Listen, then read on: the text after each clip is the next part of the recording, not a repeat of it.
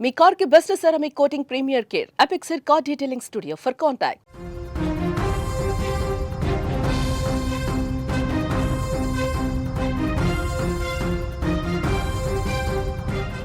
పచ్చని పల్లెటూర్లలో స్వచ్ఛమైన ప్రేమ అనురాగాలు ఉండే పల్లెటూర్లలో పంచాయతీ ఎన్నికలు రక్తం చిందేలా చేశాయి. హాయిగా సంతోషంగా ఉండే ఇళ్ల మధ్య కుటుంబాల మధ్య చిచ్చును రేపాయి. నిజంగా పంచాయతీ ఎన్నికలు వచ్చిన తర్వాత గ్రామాలు ముక్కలు ముక్కలైపోయాయి. కులాల వారీగా వర్గాల వారీగా విడిపోయాయి. ఎప్పటి నుంచో ఎంతో ప్రేమతో సంతోషంతో అభిమానంతో ఉండే గ్రామాలు ఎన్నికల తర్వాత పగలు ప్రతీకారాలతో రగిలిపోయాయి. ఎందుకు ఇంత ఆవేశపూరితమైన మాటలు నేను చెప్తున్నాను అంటే, నేను మీకు ఒక దృశ్యం చూపించబోతున్నాను. ఆ దృశ్యం చూసిన తర్వాత కూడా గ్రామాలు ఎంతలా నాశనం అయ్యాయో ఈ ఎన్నికల ద్వారా, పంచాయతీ ఎన్నికల ద్వారా గ్రామాలు ఎంతలా విడిపోయాయో, మనుషులు ఎంతలా విడిపోయారో, ప్రతి పగలు ప్రతీకారాలు ఏ స్థాయిలో పెరిగిపోయాయో మీకు అర్థమవుతుంది. ఒక్కసారి ఆ వీడియో చూడండి. ఒక్కసారి ఆ వీడియో చూసిన తర్వాత చెప్తాను నేను.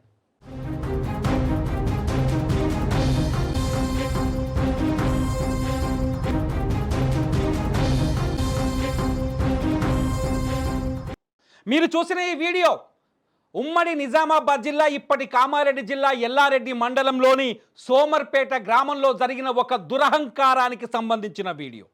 ఏం దురహంకారము అంటే, నిన్న జరిగిన గ్రామ పంచాయతీ ఎన్నికల్లో, రెండో విడతలో జరిగిన గ్రామ పంచాయతీ ఎన్నికల్లో ఓడిపోయిన సర్పంచ్ని, గెలిచిన సర్పంచ్ తమ్ముడు, ఓడిపోయిన సర్పంచ్ కుటుంబం పైన ట్రాక్టర్ని తీసుకొచ్చి ఎక్కించి వాళ్ళని చంపే ప్రయత్నం చేయడం.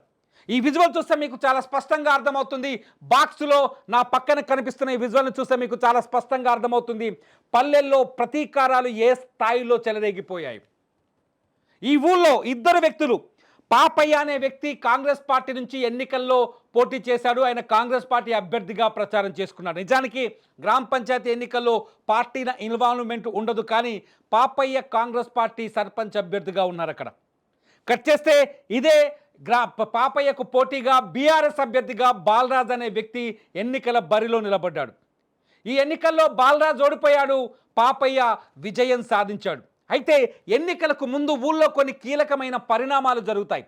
అందరికీ తెలుసు, ఎవరికి వాళ్ళు గెలవడానికి ఎత్తుగడలు వేస్తుంటారు, డబ్బులు పంచుతుంటారు, లేదంటే భూమి పంచాయతీల్ని, గెట్టు పంచాయతీల్ని తీసుకొచ్చి ఎన్నికల్లో చూపించి వర్గాలుగా మనుషుల్ని విడదీస్తుంటారు. వీటికంటే అత్యంత దారుణమైన సంఘటనలు ఏంటంటే, గ్రామాల్లో కులాల వారీగా విడిపోయి కులాల పేరుతో ఓటర్లను, ఓటు బ్యాంకుల్ని తయారు చేసుకొని ఎదుటి కులం పైన, ఎదుటి సామాజిక వర్గం పైన పగను, ప్రతీకారాన్ని రెచ్చగొట్టారు. రెండు విడతల ఎన్నికల్లో నేను ప్రత్యక్షంగా చూసింది ఇవాళ ఈ సోమర్పేట గ్రామం, ఎల్లారెడ్డి మండలం సోమర్పేట గ్రామంలో కూడా అదే జరిగింది. పాపయ్య గెలిచాడు, పర్లేదు, గెలిచిన వాడు సంబరాలు చేసుకోవాలి, ఊళ్ళో జనంతో కలిసిమెలిసి ఉండాలి, ఓడిపోయిన అభ్యర్థిని కూడా కౌగిలించుకొని ఆయన్ని ఓదార్చగలిగే సామర్థ్యం ఉండాలి, ఓదార్చగలిగే గుణం ఉండాలి. కానీ పాపయ్య అది చేయలే. తన తమ్ముడు చిరంజీవిని రెచ్చగొట్టాడు. పాపయ్యకు ఒక తమ్ముడు ఉన్నాడు, అతని పేరు చిరంజీవి. ఆ చిరంజీవి ఏం చేస్తాడో తెలుసా? ఎన్నికలకు ముందు, పోలింగ్ జరిగే ముందు రోజే ఒక హెచ్చరిక జారీ చేశాడు.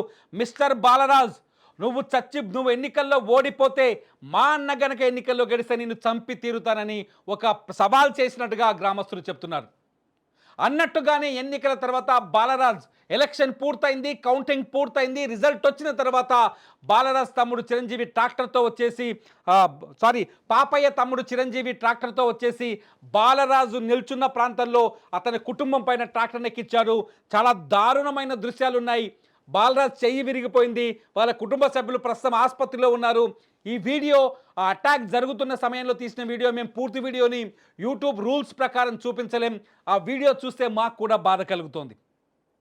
అరే, ఎందుకింత పగ? సర్పంచ్ పదవి ఏమైనా ఎమ్మెల్యే పదవియా, ఎంపీ పదవియా, ముఖ్యమంత్రి పదవియా, ప్రధానమంత్రి పదవియా? గ్రామంలో నీకు అభిమానం ఉంటే ఓట్లు పడతాయి, అభిమానం లేకపోతే ఓట్లు పడవు. నిన్ను సమర్థిస్తే ఓట్లేస్తారు, సమర్థించకపోతే ఓట్లు వేయరు. ఆ సర్పంచ్ పదవి కోసం నీ సొంతూరులో నీతో పాటు కలిసి జీవించే మనుషుల మధ్య ఎందుకు పగలు పెంచుకోవాలి? ఇప్పుడు బాలరాజ్ ఆసుపత్రిలో ఉన్నారు, అతను చెయ్యి ఇరిగిపోయింది. ట్రాక్టర్ ఒక్కటే రాలేదు, దాని వెనకాల ప్లవ్ కూడా ఉంది. పొలంలో నాగలి దున్నేందుకు వచ్చే ఇనుపరాడ్లతో తయారు చేసిన ప్లవ్, ఆ ప్లవ్ను వేసుకొచ్చి కొట్టేశాడు వాళ్ళ పైనుంచి. ప్లవ్ను వేసుకొని కొట్టడంతో వాళ్ళంతా ఇప్పుడు ఆసుపత్రిలో ఉన్నారు, చావు బతుకులో ఉన్నారు. తప్పులు చేయొచ్చు, వ్యతిరేకంగా ప్రచారం చేయొచ్చు, నీకు వ్యతిరేకంగా మాట్లాడచ్చు. నువ్వు ఎన్నికల్లో గెలిచావు కదా మిస్టర్ పాపయ్య, గెలిచిన తర్వాత కూడా ఒక వ్యక్తిని చంపాలనే ఆలోచన నీకు ఎందుకు వచ్చింది? పగలు ప్రతీకారాన్ని నువ్వు మెయింటైన్ చేసే వ్యక్తివి నువ్వు సర్పంచి పదవికి ఎలా అర్హుడివి అవుతావు? ఊర్లో ఉన్న జనాన్ని, నీ వ్యతిరేకుల్ని కూడా నువ్వు సమానంగా చూడగలిగినప్పుడే కదా నువ్వు సర్పంచ్గా అర్హుడవైతావు, సర్పంచ్గా నిలబడగలుగుతావు. దారుణమైన విషయం. ఒకసారి ఆ గ్రామస్తులు ఈ దాడి తర్వాత బోరున విలపిస్తూ మాట్లాడారు. వాళ్ళ మాటలు వినండి, విన్న తర్వాత చెప్తాను నేను.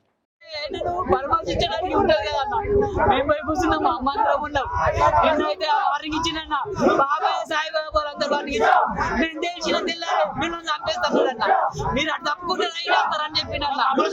అయితే మేము ఏం చేసినామన్న, ఏమని అనుకోండి మా దగ్గర మేము గెలుచుకుందాం తెగినామన్న. కానీ అన్న మాట నిలిపించుకున్నాడన్న. గుద్దుతే అన్న తమ్ముడిని పంపించి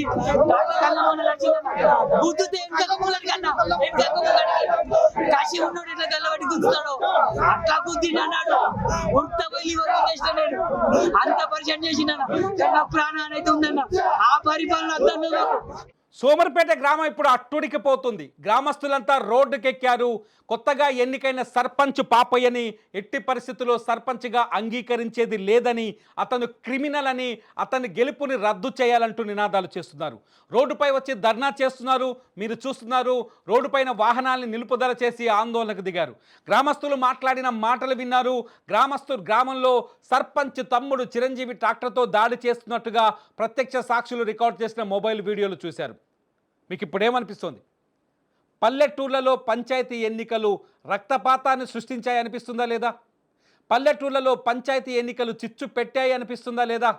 ప్రశాంత వాతావరణంలో సహృద్భావ పరిస్థితుల్లో జరగాల్సిన సర్పంచ్ ఎన్నికలు రాజకీయ పార్టీల జోక్యంతో పగలు ప్రతీకారాలు రగిలిపోయి ఊరు జనాభా రెండు ముక్కలైపోయారని అర్థమవుతుందా లేదా? నిజానికి పల్లెటూరు అంటేనే ఐక్యమత్యానికి నిదర్శనం, పల్లెటూరు అంటేనే అమాయకత్వానికి నిదర్శనం, పల్లెటూరు అంటేనే మంచితనానికి నిదర్శనం. మరి ఈ దుర్మార్గం పల్లెటూళ్ళలోకి ఎలా వచ్చింది? ఈ దుర్మార్గం పల్లెటూళ్ళని ఎందుకు ఇంత వేదనకు గురి చేసింది? ఈ దుర్మార్గాన్ని పల్లెటూళ్ళకు దిగుమతి చేసింది ఎవరు? మీకేమనిపిస్తోంది ఈ వీడియో చూసిన తర్వాత? ఈ వార్తను చూసిన తర్వాత మీ గుండెల్లో ఆవేశం ఏమైనా రగులుతుందా లేదా?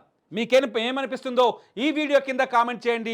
పంచాయతీ ఎన్నికలు సహృద్భావ పరిస్థితుల్లో జరిగేలా చూడాలని నేను కోరుకుంటున్నా. పోలీసులు తగిన భద్రతని, బందోబస్తును ఏర్పాటు చేయాలని నేను కోరుకుంటున్న ఒక జర్నలిస్ట్గా మీరేమనుకుంటున్నారో ఈ వీడియో కింద కామెంట్ చేయండి. చూస్తూనే ఉండండి సుమన్ టీవీ.